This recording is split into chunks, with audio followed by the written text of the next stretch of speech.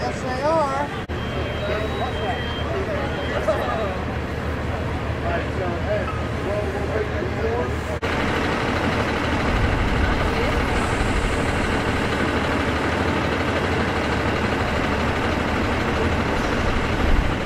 Battalion Chief Kenneth Wood. When we arrived, we had fire on the opposite side of the house, so it was in the rear of the house. The first unit that arrived pulled the hose line to the rear of the structure.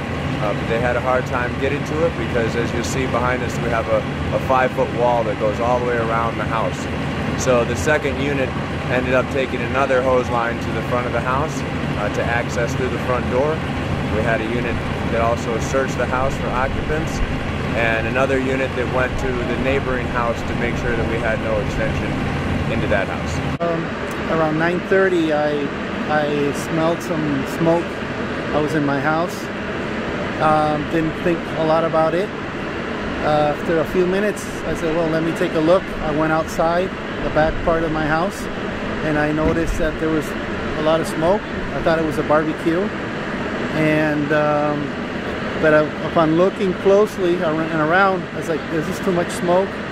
I looked at my neighbor's house, and I saw that my neighbor's house was, the back part was, there was flames coming out. So at that moment, I heard some popping sounds, and I just went inside my house. I grabbed my phone. I went outside the front door and started calling 911. I heard my neighbor screaming, and he was without a shirt. He had left his house, and I was trying to call 911. Nobody answered. He had already called, and the operator didn't speak Spanish. He was speaking Spanish, my neighbor. So I took the phone and I started talking to the operator and telling them what happened. This is the first time. I've been living here close to 30 years. The first time this has ever happened here. We just felt that it sounded like an accident, but you felt like an explosion. So when we came out, we saw smoke coming out. The cops and the ambulance were here immediately.